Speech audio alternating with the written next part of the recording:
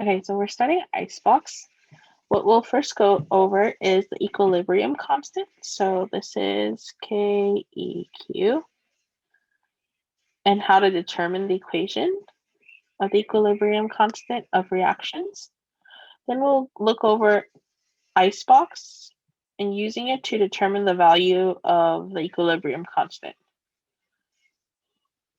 Then we'll do practice problems, and then I'll leave you guys with 2 challenge problems at the end to try on your own.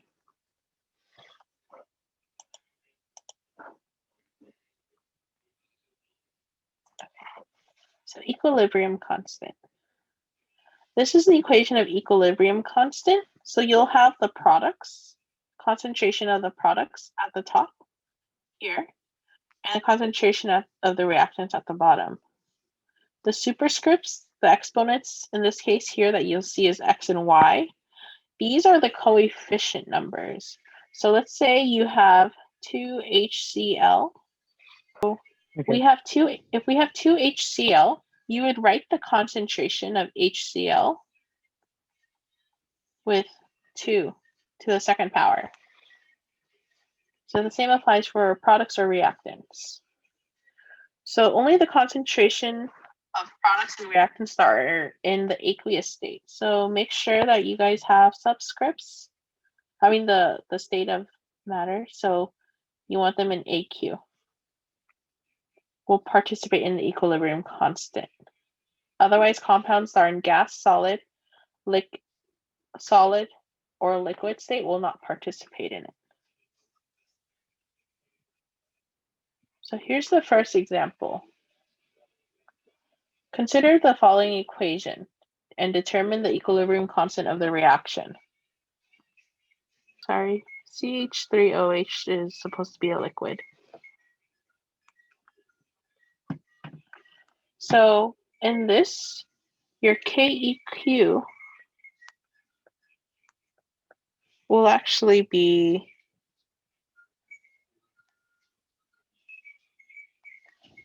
will just be this, CH3OH. This is aqueous, I mean.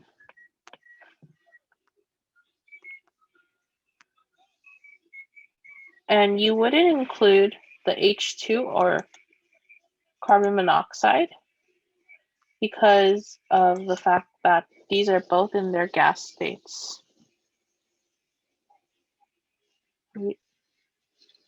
I feel like that is not right.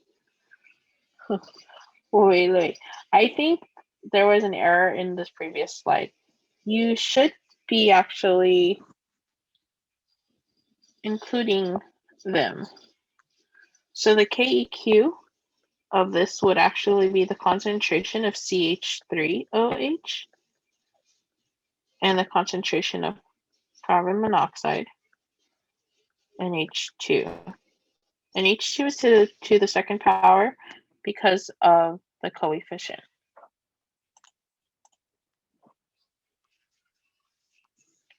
Yes, this is for Chem 1A.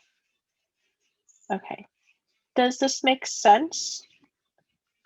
If it does, we'll move on to the next one, to the icebox. So this would be the answer? Yeah, so I didn't give you guys any concentration values. If I did, then you would plug it in. Okay. Will you go over this because we did icebox, but we didn't do any problems like this with my teacher. Same. Okay. So the equilibrium constant. So let's say from icebox, okay, from icebox for the final values of the concentrations for CH3OH, you got, let's say 0.4. And then for H2 and CO, you guys got 0.15 molar and 0.2 molar. If you got these values, you would just plug it into how you set up this equation here, the formula. 0.4 0.15, wait, no, 2, and 0.15 square. You'd calculate this in your calculator.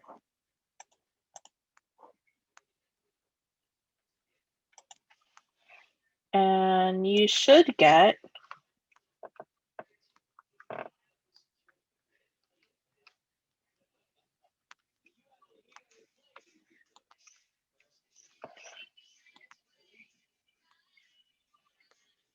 let me double check my numbers. Yeah, it's going to be a big one. So you'll get a KEQ value of 88.8. So you can, with 2 sig figs, so you can just do 89.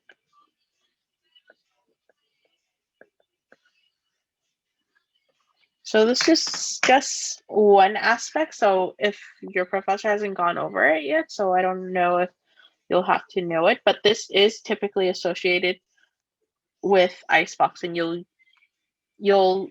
plenty of times you'll actually use Icebox in order to calculate the KEQ value. This might be done more so in, I think 1B at the beginning. So if you guys are going to go into 1B, there's that, but this is just one component of Icebox, what Icebox is used for. Does that answer your questions? You move on. Yes, thank you. Okay. So Icebox. So the example is to consider the following equation, this right here, and determine the equilibrium constant of the reaction if a reaction mixture initially contains a concentration of CO to be 0.50 molar, H2 to be 1.0 molar. At equilibrium, carbon monoxide concentration is 0.15. So we can set up Icebox.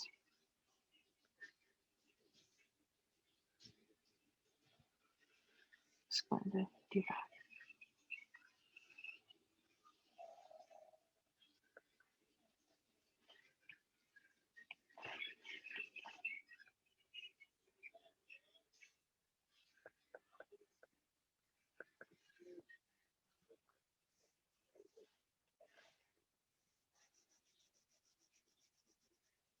Okay, so for carbon monoxide, you put in 0.5 here, right?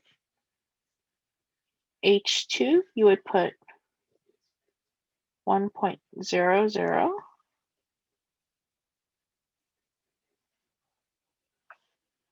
And then for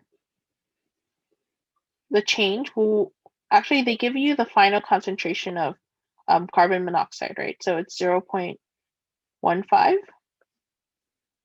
So what's the change in the difference for that one?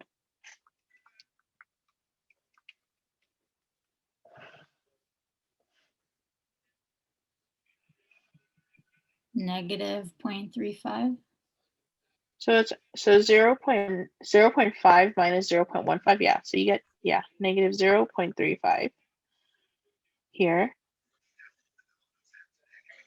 And then for that one, you'll be able to do minus 0.35 here as well. But you have to multiply by 2, right?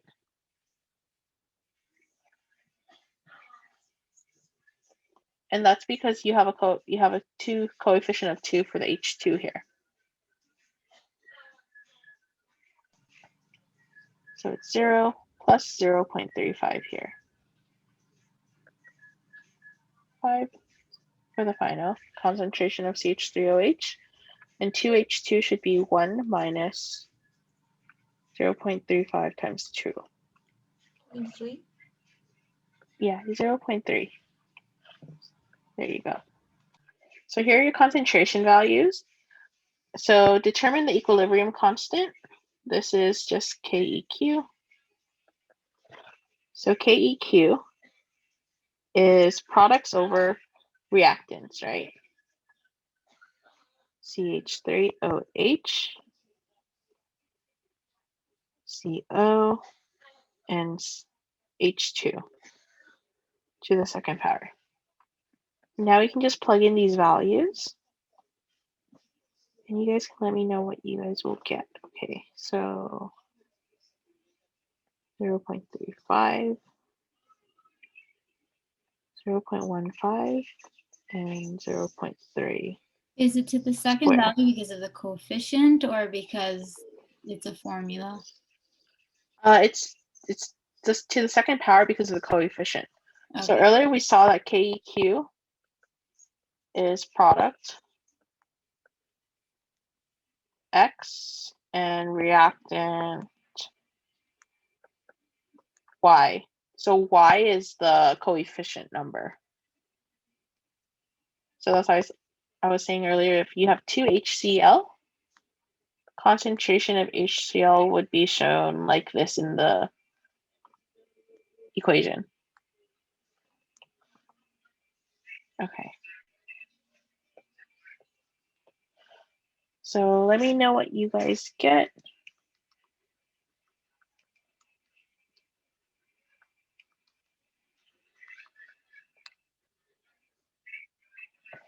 I have, did you guys also get 25?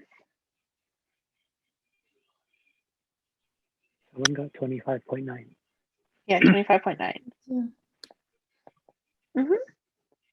I got the same. Awesome. Okay. So this is good. Does this make sense using the icebox in this way? So I have a question. In our class, we only learned the icebox, but we didn't do the equilibrium constant equation? Yeah, so I was wondering if you know if we need this for the final, the constant equilibrium. I'm actually unsure about that. If your professor hasn't gone over it, I would say there's no harm in asking your professor just to see if they will cover it. If not, then you should be fine with just knowing icebox. Okay. This is just the extra step. Because icebox is covered in both 1A and 1B. It's just that 1B takes it a little further with the equilibrium constant value. Okay, got it. Thank you. So it's your turn to try now. Practice problems. So I'll give you guys, let's say 6 minutes. 5 minutes to do this. If you guys need more time, let me know, okay? Guys ready? Can we go over this problem? And then we'll move on to the next one. Yeah. Okay. So I got 12.1. And this was how I set it up. So I did NO2, which is this one right here, this value. Then your NO and O2 values are here.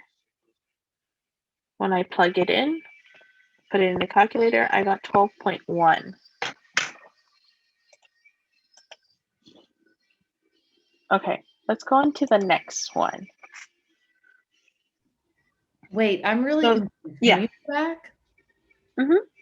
Why would you not square the O2? I thought you said you square it. Yeah, but we said coefficient value, right? So is the 2 for the oxygen a coefficient value, or is it telling you that there's 2 oxygens?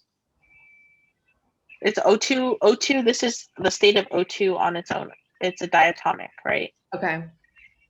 So there's no coefficient, there's only 1. Versus the other 2, which have a 2 coefficient in front of it. Okay.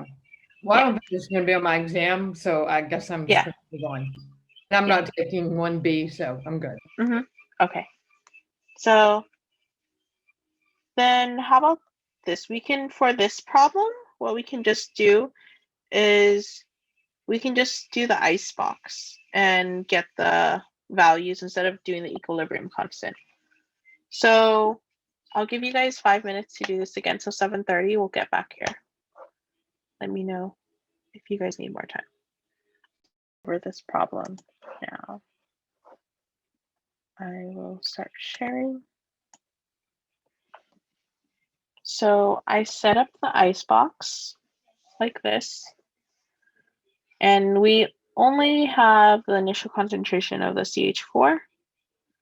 And then we are told that C2H2, the equilibrium concentration is this.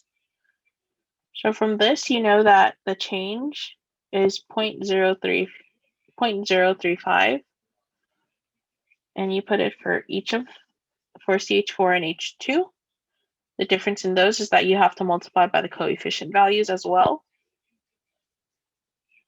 So then these are the final concentrations of each compound.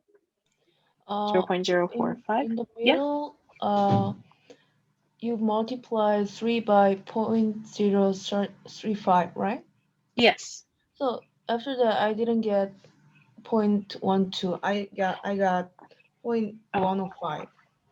Oh, sorry. I think I did it wrong. Put Yeah. it up. 0.035 times 3. Yeah, sorry, 105. So in this 105. case, I thought we were supposed to multiply the 0.115 by 2 for the CH4, or no?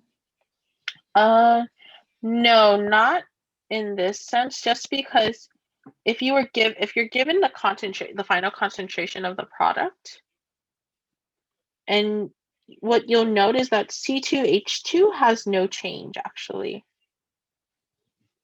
So what I mean by that is it has no coefficient. So for one C2H2 produced in the reaction, there are 3 times the amount for H2. Okay.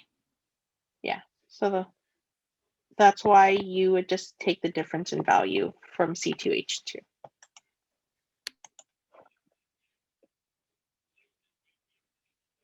Okay, let's go into the next one. Problem 3. So again, for this one, you don't have to do the equilibrium constant. What I just want is the final concentrations for all of them. Okay, so 5 minutes again. So this is what I got. I plugged in the initial values, and they gave us the final concentration of H2. From that, we can just subtract the difference. So 0.66 minus 0.30 equals to 0.36. What we should note about 0.36 as the change is that this is the value that has been multiplied by 3 already. So what that means is you have to take 1/3 of this value to be the actual change for the other compounds. So you can multiply it by 1/3, and you should get the value. The change value is actually 0.12.